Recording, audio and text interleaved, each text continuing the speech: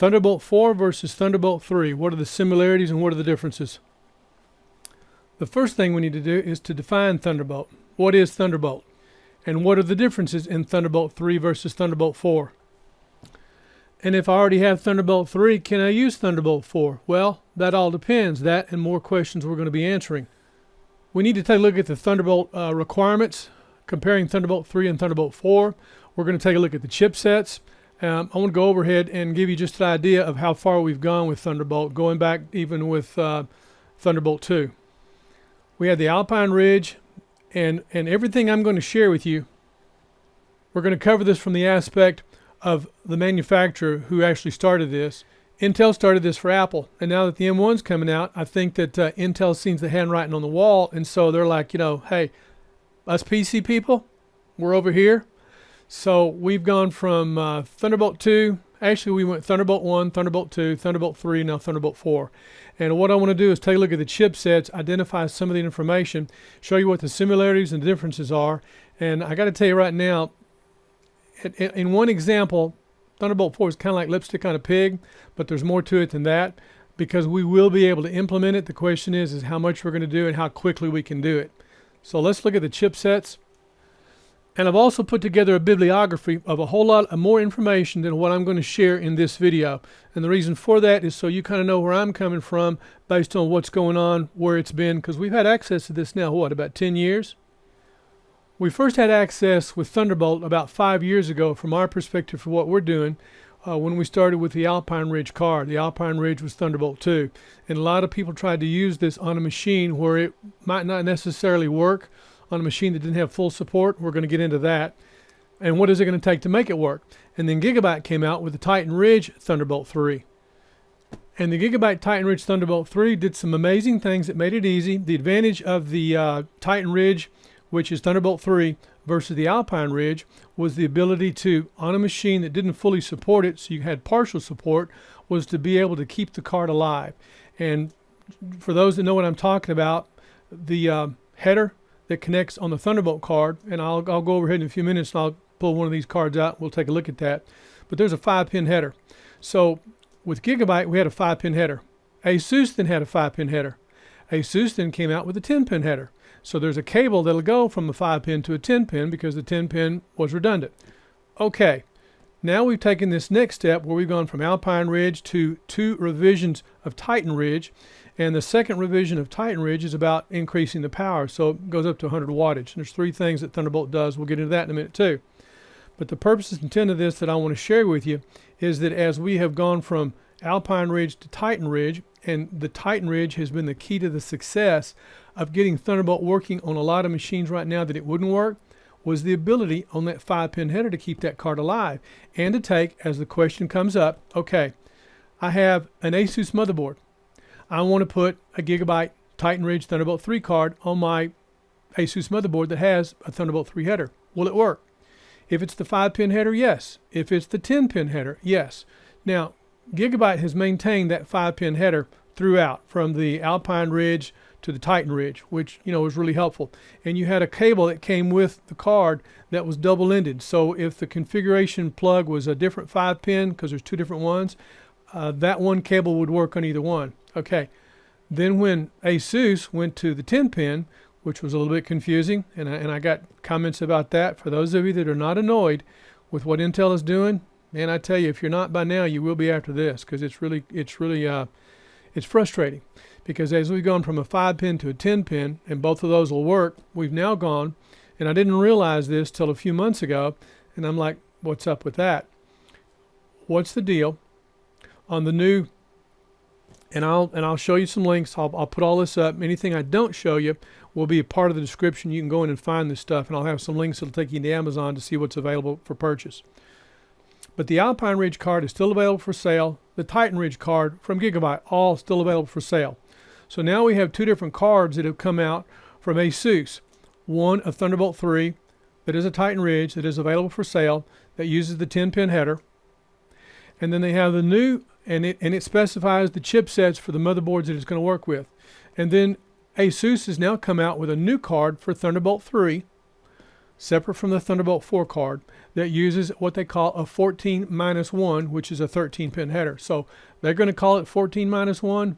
We'll call it 14-1. So as somebody says, can I put this on my motherboard? It depends on the pinout. And until somebody has decoded the pinout, and I've gone through and I've researched it, because, you know, looking at the pinout on that cable, there's a pinout on the PCI Express slot. Everything's there for a reason. And some of what's being pulled out through that cable, I don't understand why that can't be done through the PCI slot.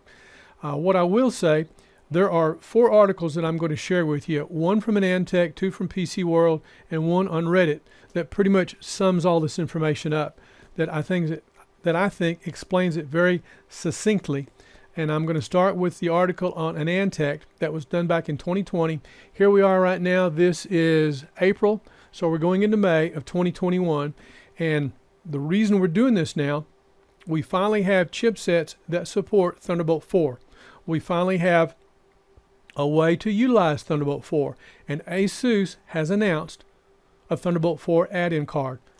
Not available, but the information is up. And as of now, the specs are up on that, and you can also download the driver. So from that, I was able to glean a lot of information. And I got to tell you, the real big difference in going from what we had with Thunderbolt 3 with the 5-10-pin header to the 14-1 pin header, there's a difference in the driver model. And it is extremely vastly different, because we've outlined in details and gone through methodically how to install the Thunderbolt 3 card from GIGABYTE using the Titan Ridge, how to update the firmware on that same card with revision 1. We'll do another video on revision 2. And it's a PITA, I'll just say that. But when we get now to the Thunderbolt 4, I didn't realize what ASUS had done with Thunderbolt 3 with the 14-1 pin header. So I will say, if you have a motherboard that supports, and I'll go through some chipsets and show you, we'll take a look at PC Part Picker, make it easy to find. But if you have a motherboard that supports the 14.1, if you have a motherboard that supports the 14-1 pin header that is Thunderbolt 3, then chances are extremely likely you'll be able to install the add-in card when it's available with the 14-1 pin header, also from ASUS. Now, what's GIGABYTE going to do? I don't know. Our next step is not to build a machine that'll support Thunderbolt 4. Our next step is to build a machine that will support Thunderbolt 3, because it's going to be a, as we've done with the TRX40 Designaire from GIGABYTE. GIGABYTE has announced a WRX80 motherboard. That's what we're waiting on to build our WRX80 workstation. So we may build an ASUS, I don't know, because we got to have a video card and we got to get a power supply. Without either one of those items, it ain't got squat. But while we are in line and on the list, there's a lot of other things we need to be talking about, and that's what we're going to do with this today about Thunderbolt 4. We think it's relevant for the timing because motherboards are available that support it, and the only way you're going to get it right now is if the motherboard has it built in and it comes out of the I/O on the back of the case. Until that add-in card ships, there's no way to add it into a machine. So if you've got Thunderbolt 3 that's got the 14-1 pin header, the only way you're going to get the add-in card is when the add-in card ships. And again, to reiterate, if you got the 14-1 pin with Thunderbolt 3, chances are significant that you will be able to install Thunderbolt 4. Now, what's it going to take to do the drivers? It looks like because of that 14-1 pin header, the driver model is the same. If you want to go download the ASUS Thunderbolt 4 driver and take a look at how that sets up, it's a completely different animal than what we've experienced. Now, everything I'm sharing with you is based on my experience and my experiences with what GIGABYTE has done. So I'm eager to find out what ASUS has done, but it kind of concerns me where Thunderbolt 4 is positioned. What do I mean by that? Okay, another term that we're going to start seeing more of, and we're going to talk about it maybe in some detail, is about ASUS ProArt. Now, our position has always been content creation. We're going to build a machine for content creation, and we're looking at a high-end desktop based on PCI Express resource allocation. Okay, now we're looking at building a workstation for content creation, and we want all the bells and whistles, and that's why we're looking at the GIGABYTE board, because we like to have Thunderbolt 3. Now, one comment that was made on the AnandTech article, and I agree with what this user said specifically, Thunderbolt 4 is going to secure the position for Thunderbolt 3 to be on everything because of USB 4. And USB 4 is where we're headed. Now, my concern is, and we still haven't covered the specs, we'll get into that in a minute, and your eyes are going to kind of open up when you realize, my expectation for Thunderbolt 4 is not where Thunderbolt 4 is at. So my concern about USB 4 is going to be based on my expectation, but as I see what we're getting, something's got to be done about that header. Something's got to be done about that 5-pin, 10-pin, now 14 minus 1-pin header. Can't do that with USB. So it's going to be interesting and curious to see how that's implemented. My expectation, based on history, I've been building computers since '92. USB 4 is going to be an add-in card. It's got to be a card that will drop into a machine. It's going to be PCI Express 3 compatible. So if it's PCI Express 3 compatible, all this PCI Express 4 we're doing, and that gets into an issue about throughput. We're going to get into that in just a minute too. So as we get into this, don't think of this as a beginning or an end, but think of this as a midpoint. This might be your starting point to kind of understand what's going on. Okay, I'm going to go over ahead and show you a picture. I've got 3 cards here. These are all Thunderbolt Titan Ridge. Titan Ridge Thunderbolt 3, all 3 of these are revision 1. This particular card is the Alpine Ridge, and what I wanted to do was compare what the similarities and the differences were in the cards. Because I think it's significant, and some of the testing and stuff we were doing, that's the reason for this. And as I said before, there's a revision 2 card around here somewhere. When I find it, we're going to take a look at it and evaluate it and compare it. But trying to understand and figure this out, on a machine that had Thunderbolt 3 support, the way you could use this, and as we've seen, you get partial support, was there's 5 pins on the header. I'm going to show you in a drawing in a few minutes. But of those 5 pins, all you had to do is jump pins 3 to 5. You jump pins 3 to 5 because 1 pin was redundant, you could keep the card alive. And where you couldn't keep the Alpine card alive, you could keep the Titan Ridge card alive by again, same thing, jumping pins 3 to 5. So you would have support, partial support. And as we've seen from the experience of what we've done, partial support means you'd have USB 2, which is supposed to be plug and play, but without the 5-pin header, which you jump pins 3 to 5, my expectation would be that you would not be able to allocate memory for the devices. And what that creates, there's a relationship that occurs with memory allocation for PCI Express slots that we talked about in the last video for the D4 Air, where you have video card, then you have Thunderbolt. If you put something in between that, that's when you get the D4 Air. So if you have partial support, meaning you don't have BIOS support, you can jump the card, but your devices, if they connect, may not stay connected, but the devices will need to be connected probably at boot, because even with USB 2, you still may not have plug and play. It may not be plug it in, hot swap, that sort of thing. Now, Thunderbolt does 3 things, all Thunderbolt. Number 1, video. Understand, a lot of people ask, well, why am I not getting video out of my Thunderbolt? Okay, Thunderbolt is an interface for input and output. If you want to get video out of Thunderbolt, you've got to route video into it. So if you have Thunderbolt built onto the motherboard, it's already internally routed, so that's how you're getting video out of Thunderbolt. If your Thunderbolt is on an add-in card, add-in card's what we prefer, then what you have to do is you route video out of the video card, and instead of going to the monitor, which to me makes the most sense, you route video out of the video card into Thunderbolt and then back out Thunderbolt.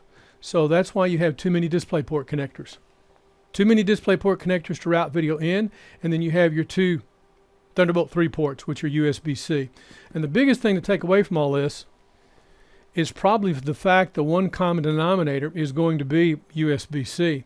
So then you say, well, why don't I just use USB-C? Well, it's about the throughput. So you have to look at what the specifications are for the technology according to what Intel says you can do, and you have to look at the specifications for the technology according to what you can actually do, because the specification for Thunderbolt is a little different for PCI Express.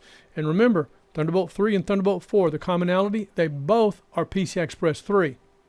My expectation, Thunderbolt 4 was going to be PCI Express 4. It is not. So the bandwidth that Intel quotes that you can achieve is impossible.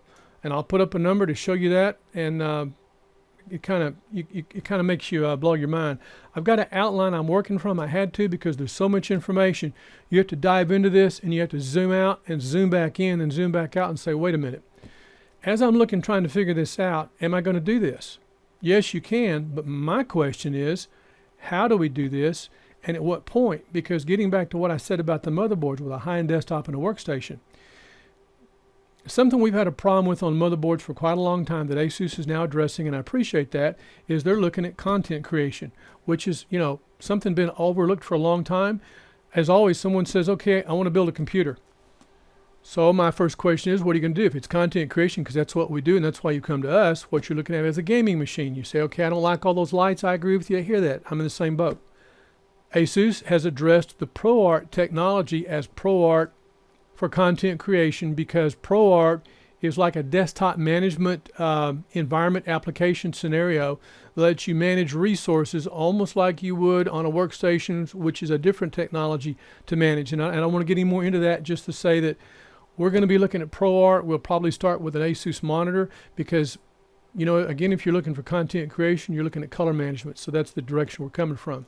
But as it relates to a computer, you got ProArt, which is now taken a gaming machine and said, okay, here's a platform that has that specificity for content creation where I can put 128 gigs RAM. But because the PCI Express resources, I'm only going to do 2, maybe 3 things, which is a 16-lane video card, and maybe, depending on the chipset I choose, could be Thunderbolt 3 or Thunderbolt 4 if it's 14 minus 1 pin connection. Okay, ASUS, appreciate that. But what I don't see Thunderbolt 4 doing is being positioned for a high-end desktop or a workstation. And I don't get that. I don't understand what's up with that. And again, USB 4 will secure the position for Thunderbolt 3. So what do you get? What do you get with Thunderbolt 4? I want to go through some specs. I want to share with you some notes, some stuff I'm going to put up on the screen. I'll do as an overlay. I thought about putting something together as a slide we could talk about, but then I thought, no. I want to show some stuff that you can see, and I'll show you some sources where the information is at, and I want to share some facts and figures with you. So for those of you that are still with us, I appreciate it. Hope you'll stick with us. And by the way, I want to thank you for joining us. This is Builder By. My name is Gil Boyd. Welcome. I've got an article from PCMag, and of course, as I said, this will be up in the description. What is Thunderbolt 4? Why this new interface will matter in PCs in 2021. Okay, this is the article that I'd start with from Advantech. Intel's Maple Ridge Thunderbolt 4 controller now shipping. I think it's important to understand, as we've referred to Thunderbolt 3 as Titan Ridge, because the Titan Ridge is the family of chipsets. It's important, I think, to understand now that Thunderbolt 4, which is what they call an 8000 series, is now called a Maple Ridge, and there's one previous to that. The Maple Ridge identifies that there are 2 ports on that. And another distinction I want to make as we look at just even the boxes of these cards, when we had the Alpine Ridge, on the GIGABYTE Alpine Ridge, if you notice on this card, there's 2, 3, 4, 5 connections. And if you notice on the Titan Ridge, there's 2, 3, 4, 5 connections. Okay, those connections on this particular card for the Alpine Ridge, 2 of the mini DisplayPort connectors and 2 Thunderbolt 2 ports. And then this was a DisplayPort. This was supposed to be able to route video. Now I've seen documentation, and I've never used it, that this is either take video in or to take video out, but it's my understanding that's supposed to be to route video through. Well, that's what you're doing here, except here it's just video. So same thing applies over here. You've got 5 plugs. You've got 2 Thunderbolt ports here in the middle, and I'll show you another better picture of this later, but I'm just showing you what's on the box without getting this out of the card because I don't have gloves on. So again, you've got 2 Thunderbolt ports in the middle. You've got 2 mini display ports, and what you do is you take your video out of the video card and again plug that in, and these correspond to each port. So if you plug into this port, you get video out of that port. If you plug into this port, you get video out of that port, out of the Thunderbolt ports. And this is supposed to be a port to route video out for DisplayPort. Okay, 1, 2, 3, 4, 5. Now the reason I'm pointing this out is because we're going to take a look at the ASUS card, and we're going to look at the specs, and now that you understand about what Thunderbolt 3 is, you see what Thunderbolt 4 is, and you'll see from what GIGABYTE has done with 5 connections, ASUS is now doing with 4 connections. I got to tell you, 4 connections make a lot of sense. You're taking 2 connections to ingest video into Thunderbolt, and you've got 2 ports to bring it back out. And the reason it's significant as we talk about the chipset, that's what Maple Ridge is all about, that you have 2 Thunderbolt ports. That's what you have on the add-in card. Now, there's another chip that's a part of Thunderbolt 4 that is 4 ports, and the 4-port Thunderbolt controller has a different product name, and I'll show you that information as well, because I'm going to show you stuff with Intel that tells you what that chipset can do, and everything matters. But the essence of it is what goes with the driver, and you've got to have a chipset, number one, that supports it for full BIOS support, as we've seen, because when you start plugging cards in and you put a lot of cards on the bus, even if you have enough PCI Express resources, you still have to allocate memory for those resources. Now, a video card we allocate memory for, but we didn't have to have it to solve a D4 error. But if you have a video card that's, let's say, 24 gigs or more, 4G decoding, when you plug in Thunderbolt and you have BIOS support, you have to allocate memory for the card. Okay, Thunderbolt 4, that's one of the pins on the 14-1 pin header. Memory is automatically allocated for that card. There's nothing you have to set. So I don't know how that's going to affect trying to hotwire that to jump it to get partial support. But without memory support, devices may not connect, devices may not stay connected, and those that do connect may be intermittent. And devices that do connect will probably have to be connected without BIOS support initially. So how that's going to all play out, because the driver model is completely different, I don't know. But knowing how finicky it was, or is, to get Thunderbolt 3 working, as we have done on the GIGABYTE TRX40 designator motherboard, PITA. So I can just imagine what's going on with that 14-1 pin header. But remember, and I'll say this again more than once to reiterate, if you have an ASUS motherboard number 1, a chipset number 2, and number 3, a Thunderbolt header that is the 14-1 pin header on Thunderbolt 3 on that ASUS motherboard on that chipset, you're probably going to be able to install Thunderbolt 4. But if you've got the 10-pin header, which can be the 5-pin header, I don't think it's going to happen until we understand more about that pinout. Now, I've been doing research on the pinout. I've identified half the pins, and that's what made me step back when I was looking at some of the things that are identified, like the I2C bus. I don't understand why that's being extrapolated through that cable when that should be implemented through the PCI Express bus. So let's take a look at some links and see if we can understand a little bit more about what's going on. Let's take a look at an Antec article, and I'm going to show you a couple of comments at the end of it. But the thing you want to focus on is what the chipsets are.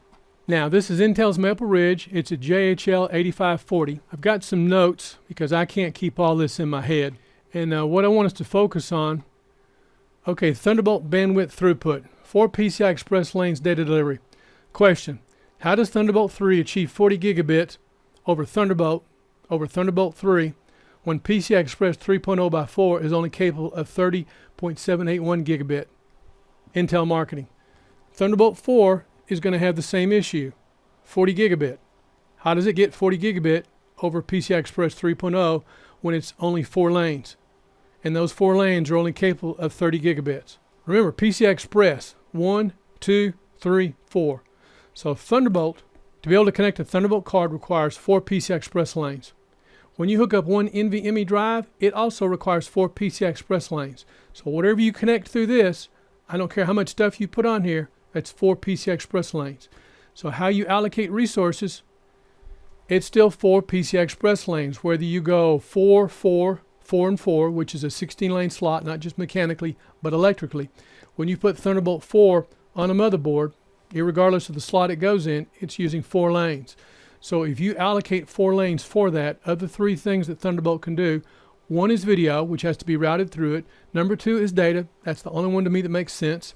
And number 3 is power. Okay, that's the thing that you're supposed to get with Thunderbolt 4 is 100 watts. Well, we're getting that with the GIGABYTE Titan Ridge Thunderbolt 3 Revision 2 100 watts. So the one thing you get, the only thing you get that I get out of this, so the articles I'm going to share with you, is they've tightened the specs. Now, I thought the specs were kind of PITA for us as users to try to get this thing up and running. But if the specs have been tightened such that to meet Thunderbolt 4 requirements, you have to go 1, 2, 3, 4 to make all this work, that may be why we're coming at this with the 14-1 pin motherboard header. Because, you change one thing, changes everything. So let's take a look at the specs based on what ASUS has to offer in the add-in card first. Then we'll go look at some motherboards and some more chipsets. So, okay, so if you'll notice, this is the ASUS Thunderbolt 4 card, and it's called Thunderbolt EX Space 4, and the Thunderbolt EX4, and I guess the EX for expansion, is a dual Thunderbolt port card made up based on the chipset. But I want to point out that something I hadn't noticed before. If you notice up here in the top left corner, that says ProArt. So from that standpoint, that's promising, because that tells me that Thunderbolt is being positioned for the ProArt platform being for content creation, but it's still not identifying high-end desktop and workstation. So I'm a little bit off on that. But that one thing I just now noticed today, every day I look at this, something else seems to come forth. And I've waited to do this, but now that we have motherboards with chipsets where you can implement it, that's why I'm sharing with you what I know. Again, this is a midpoint. This is not a beginning or an end, because this marks a point in time.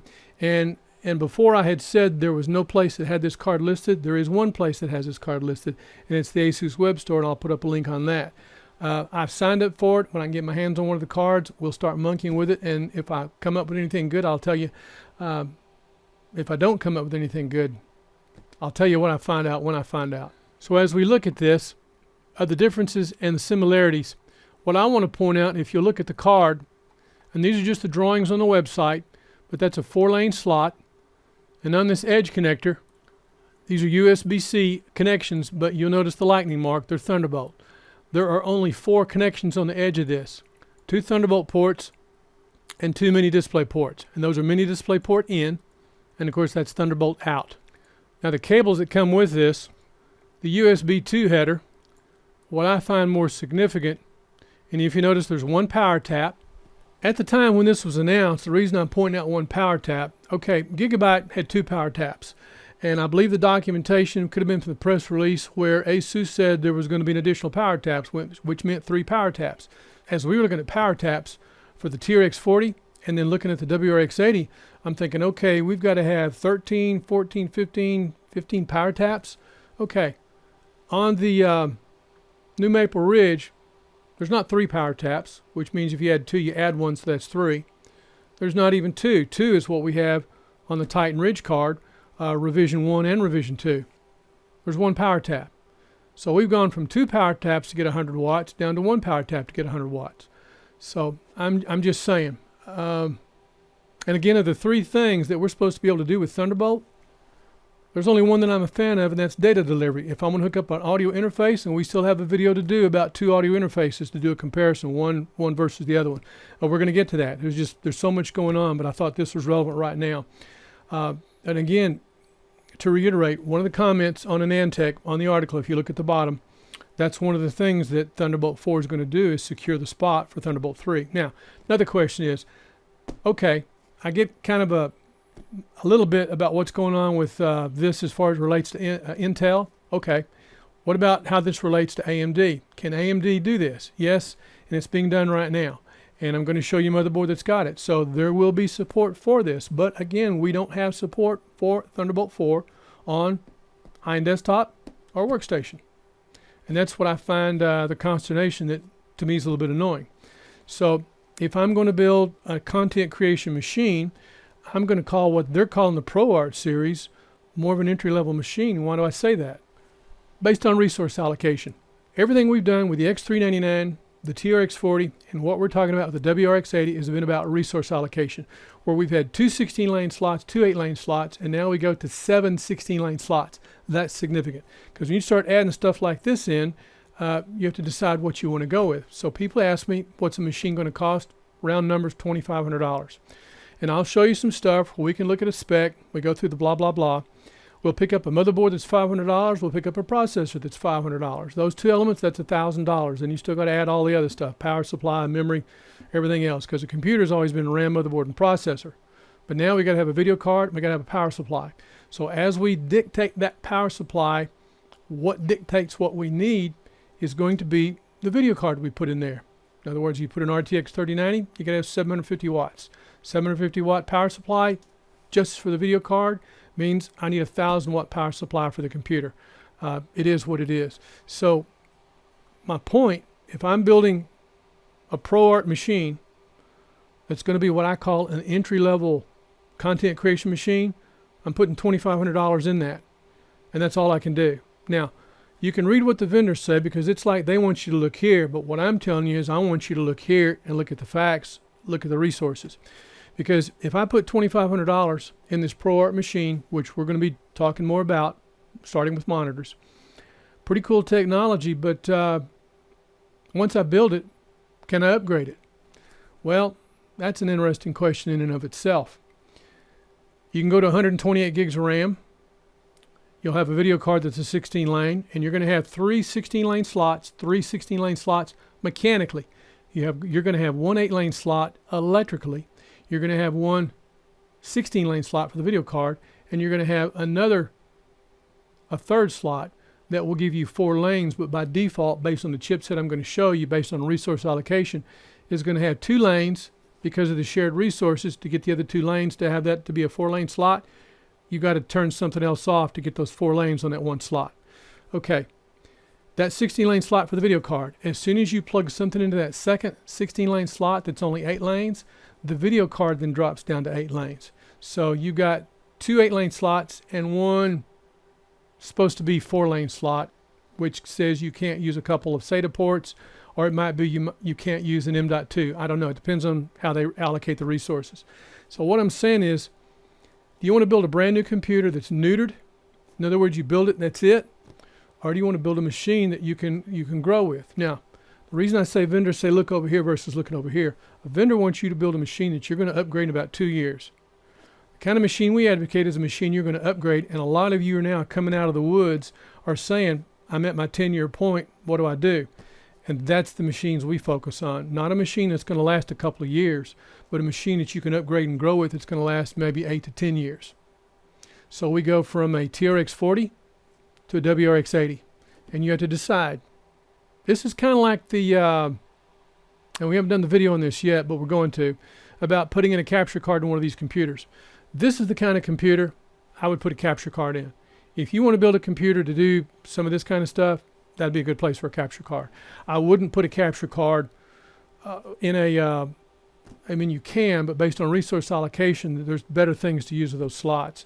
It's easier to put a capture card, let's say in a WRX 80, you can set it and leave it and forget it, and it's there when you need it, versus a TRX 40, because the TRX 40 to 16-lane slots to 8-lane slots, based on the resource allocation, based on the width of an RTX 3090, I wouldn't do it. Same with this. If you put an RTX 30, well, let's look at a motherboard. Initially, according to what Intel tells us and what ASUS tells us, for Thunderbolt 4, we're looking at a Z490 chipset.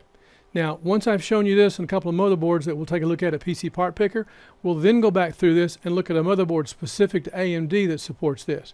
But again, it's not a high-end desktop, and it's not going to be a workstation. So as we browse through this and we look at the motherboards, once we get through all the good stuff they're trying to tell us about, I want the facts. Now here's a nice little chart that shows on ASUS's website. I had this same chart on GIGABYTE that I wanted to show you. And it may be relevant to show you the one on GIGABYTE, because if you'll notice here, this is a good example where they say look over here and don't look over there. ASUS is doing the same thing Intel is doing. Here's a chart that shows us from the top down Thunderbolt 3 at 40 gigabit, and then it shows Thunderbolt 2. And then it says USB 3.2 Generation 2, and then USB 3.2 Generation 1. A lot of that was so confusing. So now we have a USB-C connection, which is supposed to be the USB 3.2. 20 gigabit, 40 gigabit. With Thunderbolt 3, you still get 40 gigabit, but the difference with Thunderbolt 4 is that you're supposed to actually get greater throughput.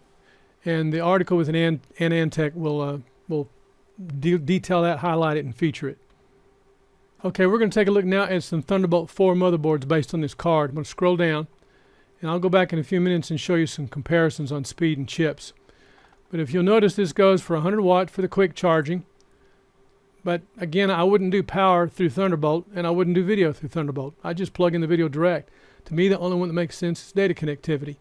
So Thunderbolt 4 is supposed to encompass everything, and the big advantage of Thunderbolt 4 is bidirectional bandwidth. That's the thing you need to get from Thunderbolt 4.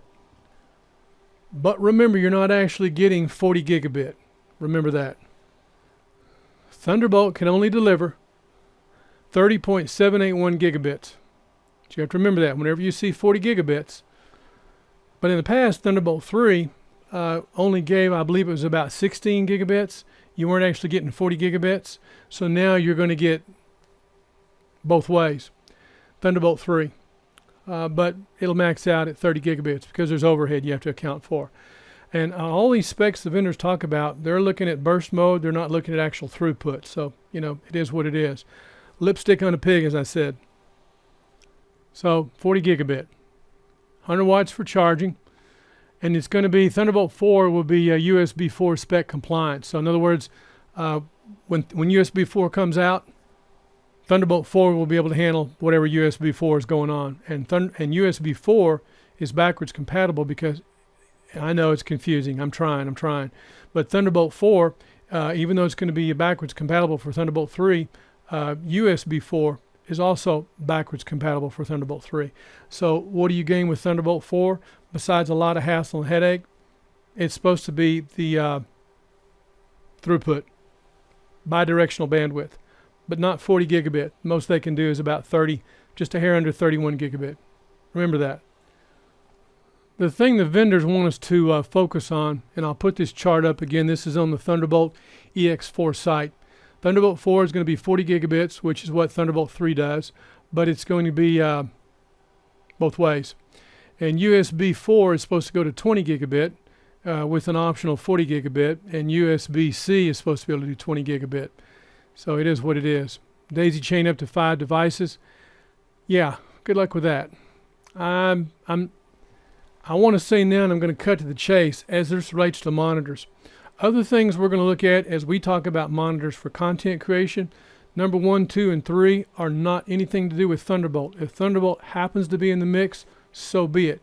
But I wouldn't look at a monitor, number 1, to have Thunderbolt connectivity. I'll just say either Rec 709 or Rec 2020. We'll get more into that later. Because when we're looking at a monitor for content creation, we need a monitor for editing. And the number 1 thing for a monitor for editing is color correction. So 4 devices plus 1 Thunderbolt monitor. And I will interject and say this. That was one of the things about Thunderbolt 3 being able to hook up 2 4K monitors at 60 hertz for the refresh rate. That's a lot of data. So by tightening up that spec, that's supposed to be a reality now to be able to do something like that. So 5 devices, which would be 3 drives, a couple of monitors, or 4 drives and 1 monitor. My number 1 requirement for a monitor is not Thunderbolt. I think that's ridiculous. I'm not into that one cable with everything connected because I'm just, all this equipment I've got hooked up here, everything's got its own cable for a reason. Because well, that's a behind the scene thing. I may get into that later. But all these things you have to consider. Keep it simple. One cable is not keeping things simple because if you have a problem and you're trying to solve it, I got work to do. And our goal is number 1, keep it simple. Number 2, make it work. That's what this is about. I hope this simplifies and helps you to understand my perception and perspective of where I'm coming from about Thunderbolt, because I was really excited about Thunderbolt 4, but now it's in a state of play. But I am satisfied with Thunderbolt 3. We have it working with GIGABYTE.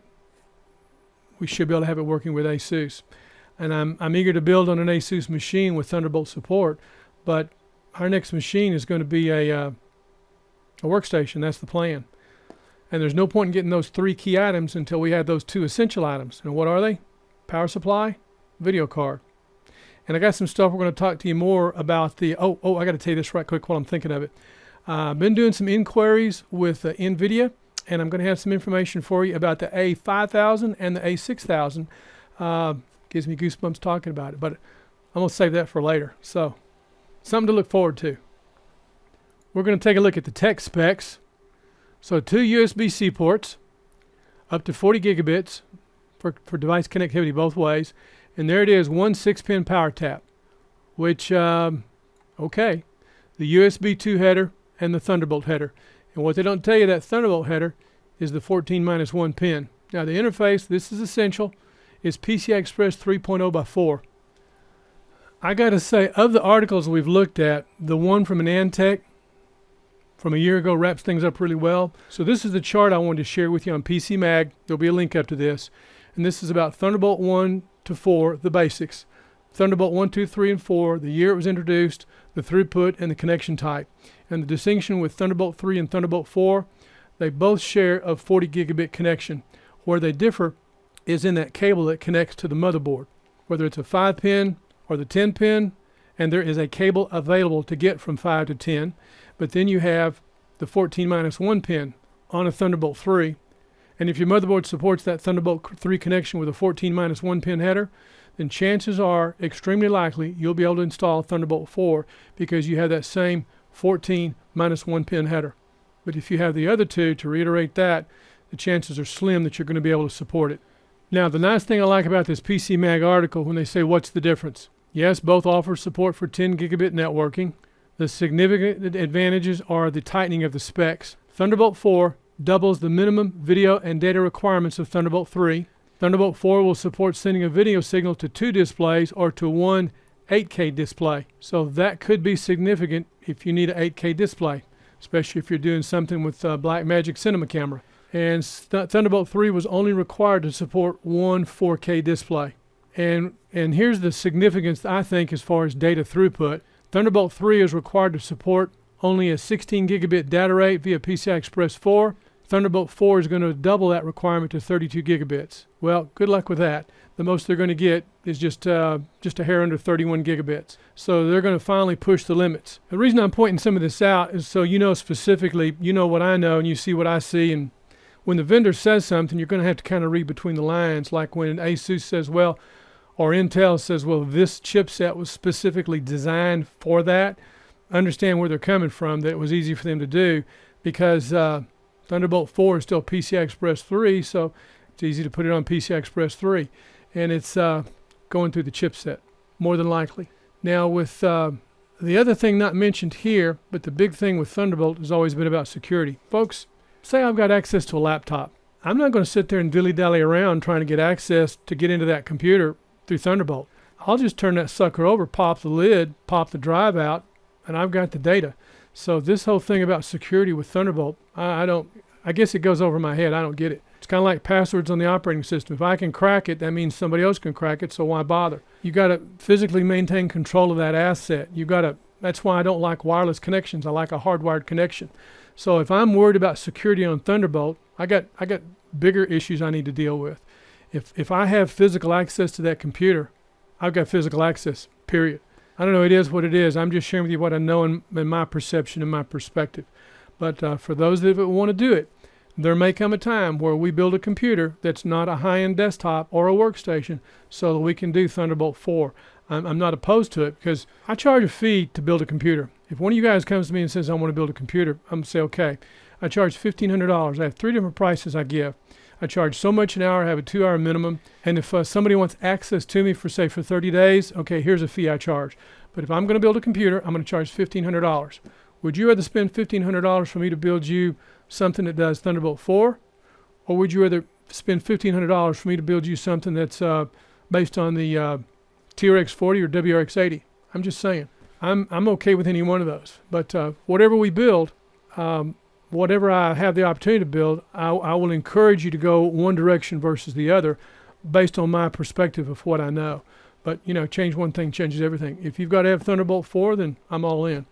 And I will say if it's going to be Thunderbolt 4, number one, it's going to be ASUS. Number two, I'm okay either way with Intel or AMD. And let's take a look at an AMD motherboard that supports Thunderbolt 4. ASUS. I have to interject this right quick before I go to that. Even though we have a history with GIGABYTE, because we have a lot of experience with GIGABYTE, number one, we look at the technology. And as we go down that line, certain things come into play that take priorities. For example, Thunderbolt 3 was all about GIGABYTE with the Titan Ridge, so GIGABYTE's where it was. And the very first ATX system we ever built was GIGABYTE. And this vendor was the name that was given to me by NVIDIA to talk to about the NVIDIA RTX A6000 and the RTX A5000. So I'll have more about that in another video. But I had to share that with you because I'm just, there's so much going on. It's hard to contain for one video because but I'm trying to keep it simple because I want to get through this. Lots here to share.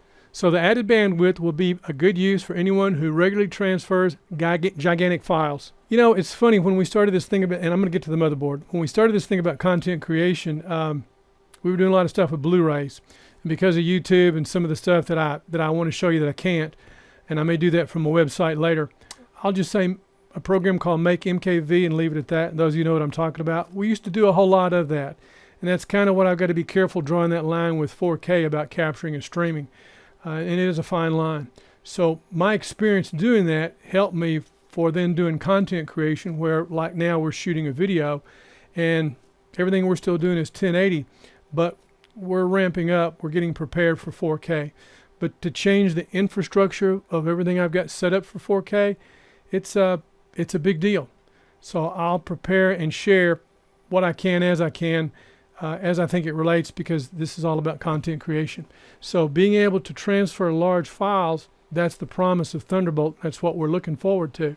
So I want to implement it, but I want to figure out how we can implement it on a high-end desktop or on a workstation. It's got to be doable. The problem is just the vendors doing it. For example, we're still waiting on a BIOS update on the X399. I believe that was the Aorus Extreme, GIGABYTE X399 Aorus Extreme motherboard, where we have partial support.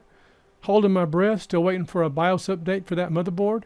I've got partial support, but I don't have full support. How about it, GIGABYTE? I know they won't, but I wish they would. So going forward, it's like if it's there, great. If it's not, don't hold your breath. So bandwidth. It's all about bandwidth for data drives and editing. So to some extent, ASUS is positioning this for content creation, but not on a high-end desktop and not on a workstation. On these ProArt machines, these are more like gaming chipsets. And that gives you an idea what you're looking at. It's still a USB-C connection. What you'll be looking at is the Lightning mark, USB 4, and Thunderbolt 4, the key differences.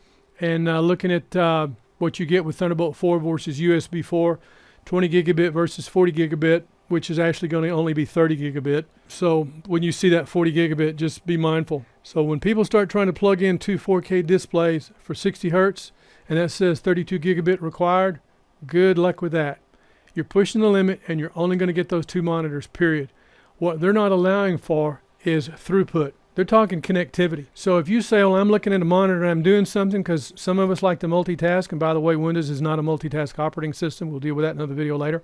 The implication is that our expectation will be that we're going to multitask. You do one thing, and you do something else. If we're watching something and we're transferring some data, it'd be nice if that could happen while we're doing this. That ain't going to happen, folks. 32 gigabits with two 4K monitors, forget it. You may have the devices connected, but ain't nothing happening until you're through with one or the other. In other words, if the monitor's sitting there, nothing's happening. But if you're doing stuff and you're watching video while you're transferring that data, something's got to give. So be prepared. Lipstick. So those are the numbers, and those are the facts. See, the difference in what we're doing, we're not selling anything. We're just trying to share the technology.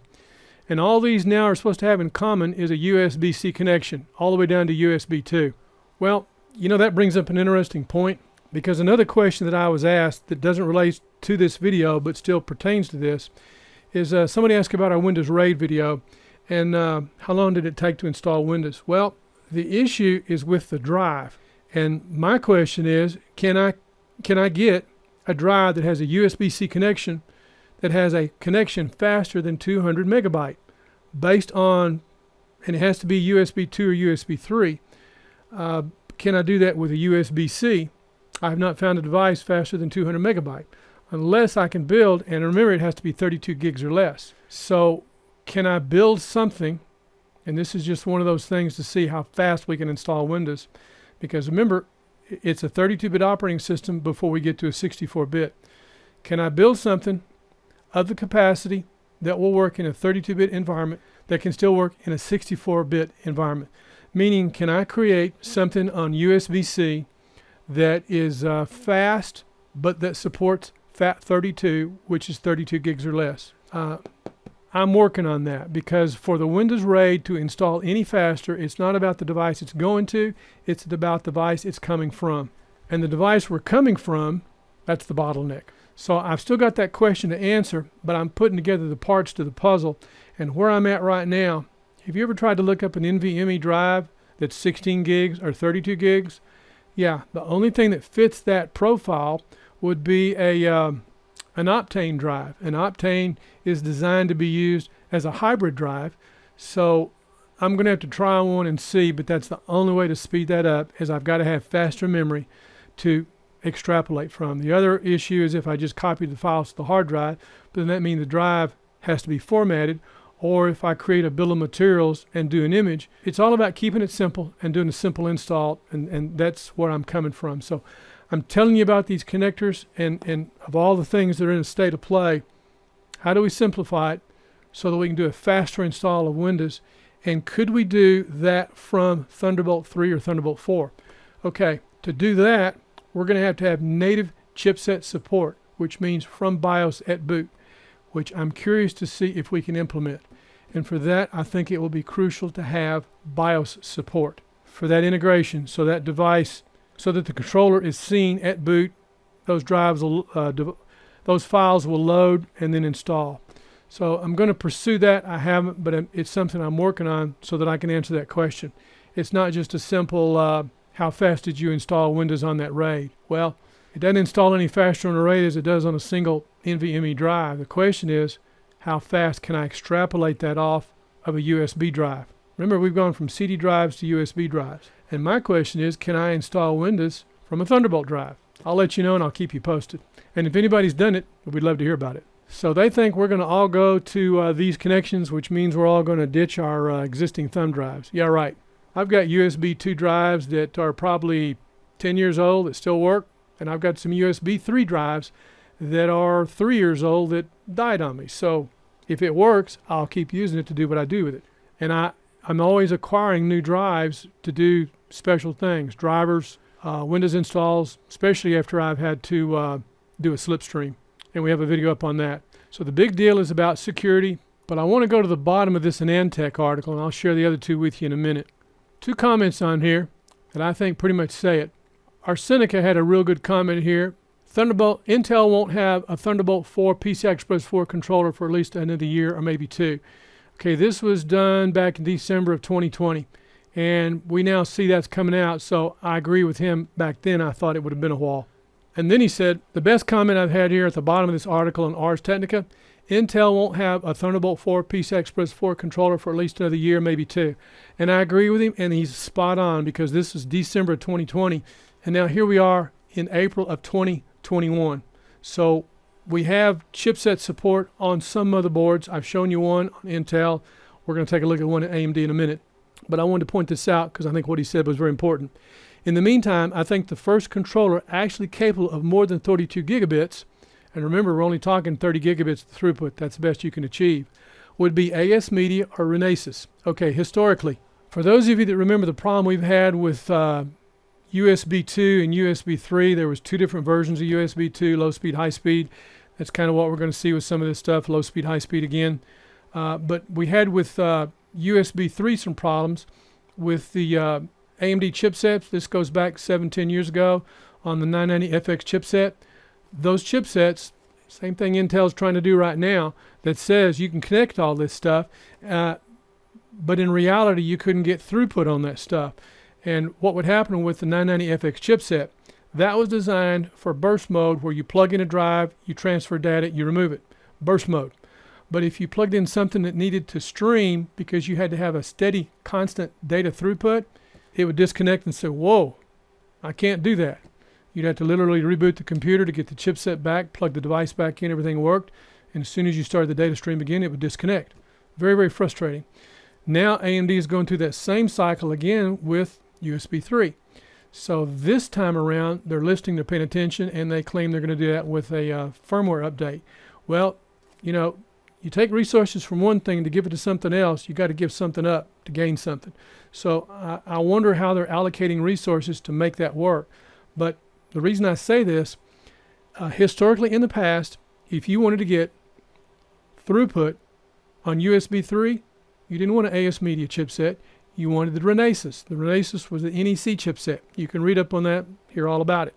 So what you will probably see is the AS Media chipset on motherboards because it's cheaper, but the Renesas chipset, which must be more expensive because they're not using it, will be on the add-in cards, and that will be the one that will give you the throughput. That's my expectation based on historical perspective. And a lot of that stuff that we did, we never wrote about, but we did it at the live meeting, and a lot of people, we should have documented it. That's why we're documenting this stuff now, because everything matters. Now, another comment in here, maybe more importantly, we should ask when Intel will Intel certify non-Intel platforms? And more importantly, whether PCI Express 4.0 would be used, given that PCI Express 4.0 would not make that much of a difference. And the question is, that's pretty much the answer. Yes, we do have it on AMD, but no, PCI Express 4 would not make a difference. And my expectation was to reiterate that PCI Express 4 is where we would see Thunderbolt 4. Not happening, which tells me that that's going to be the same thing with USB 4. USB 4 is going to be PCI Express 3 compliant. And that's important because, you know, we got PCI Express 5 and PCI Express 6 coming out. So we'll see how long-lived this is as it relates to Thunderbolt 4 and USB 4. So there's still going to be a lot of confusion, but a few facts, I hope, with what we're sharing will help you keep this in your head. There's a few other choice comments in here that I should read, that if you've seen that scroll by, you'll get the gist of what a lot of other people think. And here's my favorite, the last one, from Lil K Warrior. USB 4 is more of a guarantee of Thunderbolt 3 capabilities being more commonplace in AMD motherboards moving forward. I absolutely 100% agree with that. That's what we're going to get, and that's good. We need that. But you have to remember, it's all about the throughput from 16 to 32, which is actually just under 30 gigabit. Excuse me, which is actually just under 31 gigabit. So every time you hear someone talk about USB 3 or USB 4 being 40 gigabit, just remember in your head it's only 30 gigabit, 30 point whatever. I have to see the number in front of me because can't do it, impossible, because of 4 PCI Express lanes on PCI Express 3.0. It is what it is. There are those that sell the stuff, and then there are those that use the stuff. I'm only like you guys. I use the stuff, but I build machines for content creation. That's my whole deal. I like to know the specs, but I like to know the facts, not just the marketing hype. A lot of the stuff on the Thunderbolt site that talks about Thunderbolt is marketing hype. It's not facts. So I like to know what the facts are so I know what I'm actually dealing with. So then that way my expectations are a little more in line with what I'm actually getting. Intel has a way of like over-promising and under-delivering. I know, AMD does too. But I'm happy with the TRX 40, and I'm really stoked about the WRX 80. So now something else I want to point out as we look at the chipsets. We had the Alpine Ridge, which was a DSL 6540. Then Intel came out with a Titan Ridge, which was a JHL 7540. Now what's significant about that, the JHL 7540, if you look that chipset up, and I'll have a link for it that goes into Intel's site, that's the way they refer to it, JHL. For some reason, GIGABYTE grasped the nomenclature of the DSL, and even though the DSL is correct for the Alpine Ridge, that nomenclature is incorrect for the Titan Ridge, but that's the way GIGABYTE identifies their Thunderbolt 3 Titan Ridge with a DSL. Even though it says DSL 7540, you will not find anything on Intel's site about a DSL 7540. You will, however, find out information on the JHL 7540, so I want to make that distinction clear. And I wonder if it maybe has something to do with the header, because going from the Alpine Ridge to the Titan Ridge with GIGABYTE, it was always a 5-pin header. But when ASUS came out with their JHL 7540, they went from a 5-pin to a 10-pin header, which was actually 9, but you could still get a cable to go from the 5 to the 9 because it was redundant. Okay, then we go to the Thunderbolt 4 controller, and I mentioned it briefly a while ago as a 4-port versus a 2-port. The first Intel that is the JHL 8540, and then the 8440. The Maple Ridge, which is what we're talking about for an add-in card, which is what you'll also see on these motherboards, is 2 ports. That's a JHL 8540 Thunderbolt 4 controller, and that's the Maple Ridge. When you hear Intel Goshen Ridge, which you won't hear very much about, that's the JHL 8440. Still a Thunderbolt 4 controller, but it's 4 ports. That's the one you'll probably see in laptops with 4 ports as they try to get rid of these other ports. The thing you want to get from this is we're going from Titan Ridge, JHL 7540 or DSL 7540 to the Maple Ridge, which is a JHL 8540. I'm hoping with the specificity this will help, because anybody else that wants to take this research a step further, I'm sharing with you what I know based on what I have done, what I've experienced, and based on what my expectation we were going to be doing. And I don't know how far we'll go with Thunderbolt 4, but I have hopes for it, and I want to get my hands on one of the cards, as I've said. But I wanted you to understand the chips and the chipsets. And I'll put up a link to the GIGABYTE site, which gives you 4 different cards. Only 1 or 2 of those may still be available, but but from a historical perspective. You can see the Alpine Ridge, which was Thunderbolt 2. You'll see their Gigabyte's first Thunderbolt 3 controller, and then Gigabyte's second Thunderbolt 3 controller, which was a revision 1, which we've done a video on, and that's what we have experience with, and then the revision 2 that we're going to do another video about doing a revision on. But I wanted to share this with you about chipsets from a historical perspective, so you know where we're at, where we've come from, and kind of what's going on. Our goal is to help clarify and not to confuse. Now let's take a look at the ASUS B550 PCI Express 4.0, and it's interesting they're putting 2.5 gigabit Ethernet on that motherboard for a wired connection. This particular board and this particular chipset, the B550, is not positioned in the ProArt series like the other one was. Okay, we're going to take a look at two different motherboards. The Asus Z590, I want to do a close-up, and then we'll come back and look at the Asus AMD B550, because the Z590 is being classified as ProArt. I've got a couple of different boards here I've looked at. Okay, the first one we're going to take a look at is the Republica Gamer Strix Z590 Gaming. Now this motherboard has a Thunderbolt header, and that's the 14-1 pin. That's the pin out we're dealing with that I've been identifying, and it's on the bottom edge of the board. So more than likely the plan theoretically is for that card to go in that bottom slot. Okay, that's one board. Now as we look at the Asus Z590, we've got 4 different motherboards here I'm looking at, and all 4 of these identify Thunderbolt on those boards, and they say on board, all on board. At this time, the first 2 boards, the Maximus 8 Extreme Glacial and the Maximus Extreme, are not available if we go to PC Part Picker to System Builder. But all 4 boards have this on the motherboard, so the highest we can go would be the ROG Maximus 8 Hero.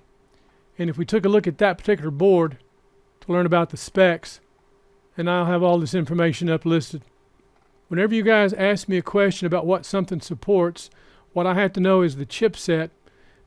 Specifically, I prefer to know the brand, but once I know the chipset and the model of a motherboard, then I go look it up and read it. But these manuals are not always correct.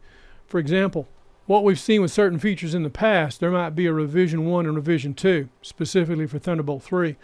Revision 1 does not have the header, revision 2 does have the header, and the only way you to know is to go look and figure it out, and the documentation for the manual is still for revision 1 and says nothing about Thunderbolt. So some of this stuff is up in the air. I don't mind looking and doing the research, but I'm just saying, I tell you based on the research I've done, if I haven't experienced it like we have on the X399, the TRX40, or the WRX80, I only know what I read. But I try to be as clear and concise with the information I try to give you guys, because, you know, we're here to help, and I appreciate you guys watching. Sometimes this stuff is you have to know what you're looking for. In the past, a lot of times you couldn't look up a motherboard based on Thunderbolt. You had to look up TB underscore to read between the lines to see if that TB underscore header was there. And this says 2 USB Thunderbolt ports, so we know which chipset we're using. Port E1 and port E2, so these are out the back of the case. And right there's your 2 Thunderbolt ports, USB-C ports. So there's no I/O card that you have to plug in. It's there. So $500 for a motherboard, $500 for the CPU. What I'm curious about, based on previous experience with how finicky Thunderbolt was to install, where you had to have, you get your operating system installed, and you have to have your chipset drivers correct, which are not from the motherboard but off the website. You had to have your video card drivers, and then you proceeded to do Thunderbolt. When you're doing Windows install, I expect we're going to have some BSODs, because unless there's a new build of Windows that has these drivers built in, Windows will go bonkers, which means you're going to have to slipstream those drivers. Turning stuff off is that's a dog and pony show. So, and we have a video up about slipstreaming drivers. It is conceptual, but the drivers we did at that time was for Wi-Fi 6. I can see doing a slipstream unless Windows has this to support a motherboard that's got Thunderbolt on it. I'm just saying. If you get a BSOD on one of these new boards for Thunderbolt, then that's probably where your problem is at. Unless there's a way in the BIOS to turn Thunderbolt off so you can get the operating system up, you'll have to slipstream those drivers. So think of that as a heads up. The documentation is pretty sparse on this to tell me any more about Thunderbolt. So as I've looked at this, the best thing I can do as I look at the board would be to look at the drawings, which would be the gallery. In the gallery, I want to see the I/O panel. And looking at the gallery right there, it is. There's our Thunderbolt markings. So those both are Thunderbolt 4 ports built on. Okay, that's one example. Now that we looked at a Z590, let's take a look at the AMD B550. I don't know if you got your mouth watering on this or not, but I have. This is a ProArt motherboard, B550. And it talks about a Thunderbolt 4 monitor connection, 2 Thunderbolt ports, display port, supports an AMD Ryzen 5000 series processor if you can get your hands on one. Here's a little gotcha that kind of has me concerned about PCI Express resource allocation. Okay, as a side note, if you'll notice, you got 2 PCI Express 4.0 by 16 slots. And it says by 16 or dual by 8. So we've covered that. But down here, PCI Express 3.0 by 4 will be switched from Thunderbolt to PCI Express 16_3. That's that third slot I talked about. If the slot is populated, by then Thunderbolt 4 will have no output. So by default, if you use that third slot, you lose that Thunderbolt port, which is hardwired to the motherboard. Why is that? This is what I've been hammering home, and the point I wanted to make about resource allocation. There's only so many resources. Now this is ProArt, so I consider the ProArt that they're calling their professional stuff for content creation. That's for entry-level content creation. That's a $2,500 machine. And we can go through PC Part Picker, which I would encourage anyone to do, and do the math. It's not about the processor, it's about the chipset, because the chipset rules. That's one of those revelations I had a long time ago when I stepped back and said, wow. So same thing applies to your Thunderbolt. It's a matter of what chipset are they using for Thunderbolt 4. There's only one because Intel does it. And I've even got a link up to the preferred manufacturer where you can get some more details that you don't get with, I believe it's Mouser, where you don't get the details that Intel should be a little bit more forthcoming about the details. There used to be information you could find out about Thunderbolt through TI, but all that stuff in those forums has been taken down or else blocked, so we can't see it. There was a ton of stuff that was very, very helpful, informative, that I don't see now when I go searching, which is a bit disconcerting. But back to resource allocation. And PCI Express 1_1 and PCI Express 1_2 share bandwidth with M.2_2, which runs at PCI Express 3.0 by 4 default. You may go to your BIOS setting to set the M.2_2 to PCI Express 3 by 4 or by 2 at will. Now, if you didn't get that, let me put that in English. You've got, let's see, 2 PCI Express, not the expansion, but the storage. You've got, and they don't have this all on one page. So let's do it this way. You've got one M.2 slot, M.2_1, that goes to the CPU. That's your fastest, and that's PCI Express 4. You have a second, and this talks about as it relates to the other CPU. If you put in a Ryzen 4000 series CPU, it's PCI Express 3.0 by 4. And then your second, which is M.2_2, that's PCI Express 3.0. Okay, to reiterate, you got 2 M.2 slots. One to the CPU, one to the chipset. The one to the CPU is PCI Express 4. The one to the chipset is PCI Express 3. What does that mean? Okay, if you put in a drive on PCI Express 4 that's good for, say, 5,000 or 7,000 megabytes, that's your highest performing drive. That should be your largest capacity. When you put in that second drive is only good to up to 3,500 megabytes. 5,000 or 7,000 for second generation PCI Express 4, or that other drive, which is 3,500 megabytes. Why does that matter? If you want to RAID those two, guess what they drop down to? What's the slowest one? 3,500 megabytes. So don't. But I wanted to point that out because some people miss that. You're so busy looking at the looking over here instead of looking over there. And I'm not selling something. I'm just trying to share the technology with you. It's important to understand and know your specs. So whatever you're buying, you know what you're getting. Because remember, they want you to build a 2-year-old machine. I'm looking at a machine that's going to last you at least 5 to 7 years and hopefully 10. For those of you that are coming out of the woodwork saying, wow, I need a new computer. What do I build? TRX 40, WRX 80. It's all about resource allocation. And that is all about the chipset. So that's what we're trying to get to. So again, this is really nice machine. Another way to look at the specs, let's go look at, that's a B550. Let's just go to PC Part Picker. PC Part Picker, and we will go to the system builder. So I'll go to PCPartPicker.com. we'll go to the system builder. We're not going to pick a CPU, we're going to go pick a motherboard. And we're going to pick a motherboard based on the chipset. And since we want AMD, we're going to look at an AMD B550 because we know that supports Thunderbolt. And we've got 71 motherboards. So we're just going to take a look at what ASUS has got. So we go from, 71 motherboards down to 16. So we're looking at the motherboard we were just looking at, which is the ProArt B550. And the ProArt at the bottom of the list, $347. Price of that board's come down. Okay, so we're going to add that to the list. So $347 for that motherboard. Then we can choose a CPU that goes with it. Pick one. The point of it is, let's look at the core. How far can we go? These are all 105 watts. So I would say let's look at a 3800, a 5800. All those are 8 cores. Okay, let's pick the 5800. And it's giving us a red because we need to put a cooler on there. Then we can go through the other components and add it up. So for those two components, we're looking at $796. So that's pretty good. Last time I did this, it was right at, I think it was for the Intel chipset, we were right at $1,000. So $1,000 versus $750. You're going to end up still with a $2,500 machine because you got to have RAM anyway. Let's go back and look at the motherboard. That particular motherboard, if you notice all these motherboards, there's one that takes 64 gigs. But this particular motherboard, which is the ProArt here on top, AM4 ATX form factor.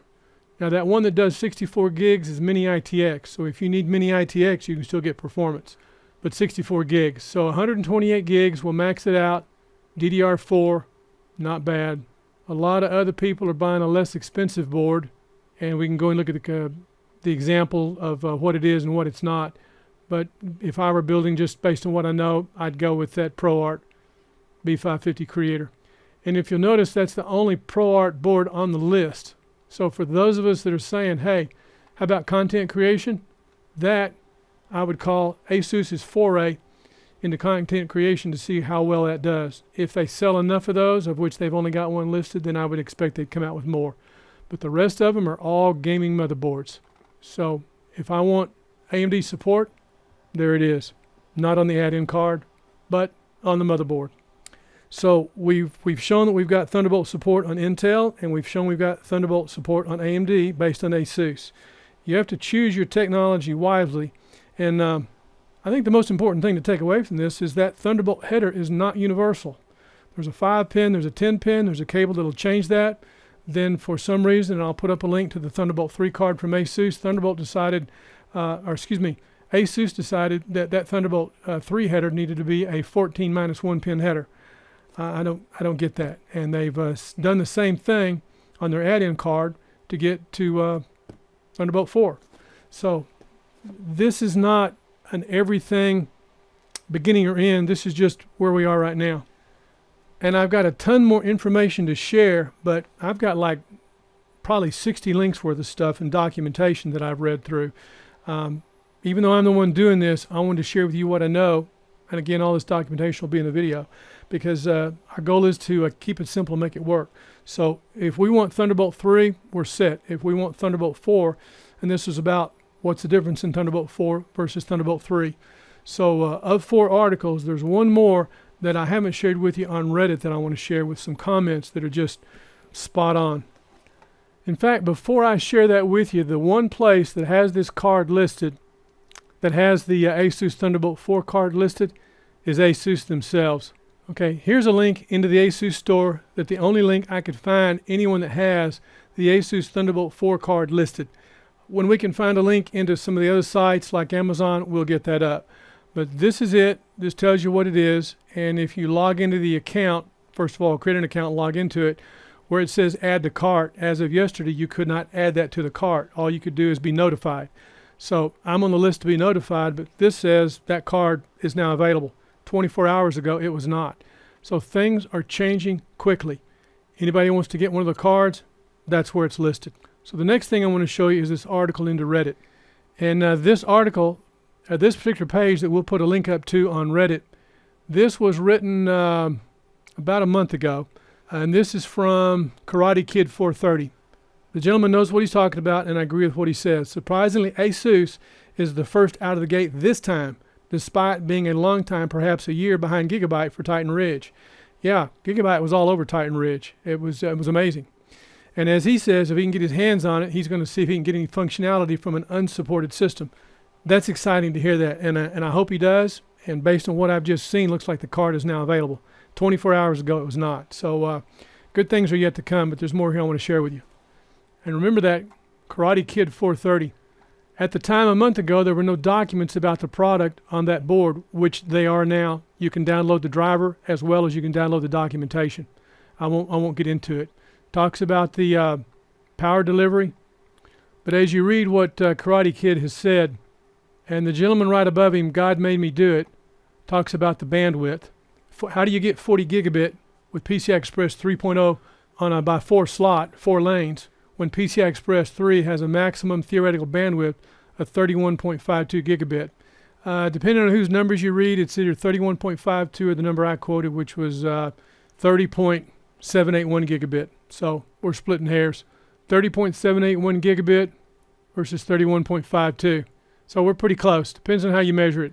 And as he says, PCI Express 3.0 by 8 or PCI Express 4.0 by 4 to get the delivery speeds, which they did not, they do not, and it is not. And as Karate Kid 430 says, PCI Express traffic in Titan Ridge or later is limited to 24 gigabit due to MPS being forced to be the minimum 128 bytes for PCI Express hot plug topologies. And one of the specs, I thought it was identified on the pinout on the motherboard, but it's in the specs. I've read so much stuff, I can't remember what I read where.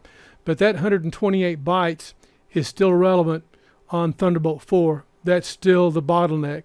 So Alpine Ridge was good to 22 gigabit. Titan Ridge was good to 24 gigabit. The question is, if it still has that 128 byte limitation for hot plug topologies, Thunderbolt 4 is going to have the same limitation of 24 gigabit. So I'm going to see, it's going to be curious to see how that plays out. And the rest is used for display port, but you cannot get the full 24 gigabit out of both ports simultaneously. And Thunderbolt 4 says you will be able to double it from 16 to 32, but that 16 to 32 is not going to be 32, it's only going to be 24. So it's going to be interesting to see how that plays out. Now somebody said, will this work on an ASUS X299 board? If no, info yet. Okay, that goes back to the pinout on the card. 5-pin, 10-pin, which is a 9-pin, or if that Asus X299, from my reference, from my memory, that was a 5-pin header. I'm not sure where Asus changed over to the 10-pin header, but I believe, if I remember correctly, the Asus X299 still had a 5-pin header. So the Titan Ridge from GIGABYTE would work on that Asus board. Now, because the last Thunderbolt 3 Titan Ridge card that Asus put out is the 14-1-pin header, that card would not work on that board. Neither will Thunderbolt 4 because it has that same header. So it's all about that header. Can we get partial support? And you know there's going to be a lot of folks really upset about their X299 if they can't get Thunderbolt 4. I'm going to be curious to see how that gets addressed or not. Because Asus did a wonderful job supporting Thunderbolt on the X299 boards where we didn't have it on the X399 from GIGABYTE. Connector but no BIOS support. And will it ever happen? Probably not. But we do have it on the TRX40, and we're supposed to have it on the WRX80 chipset. We'll see. But I think that question was significant. Now, I'll leave you with this, Karate Kid. It will likely only work with the latest generation. They do not usually backport this stuff. In theory, they could, but that would require a new validation and work, and there may be physical limitations because of the changing number of Thunderbolt header pins, which is what we just talked about. Buy it, try it, tinker. Best case, it's going to work, but no hot plug. Devices attached as boot only. Worst case, it does not work. So I'm going to leave you with that, and I agree with that. And all these links I've got, I'm going to put up. And I'm hoping this is going to be enough information to help you make a valid choice and understand if you're going to build a computer or if you're going to buy a computer, at what point of technology are you going to jump into. And I've even had some information from Panasonic that makes the tough laptops that I may be able to have some information about that I can share with you later. They called me the other day. So apparently the vendors are interested in what we do. So I want to thank you guys for subscribing. I love everybody. I appreciate you watching.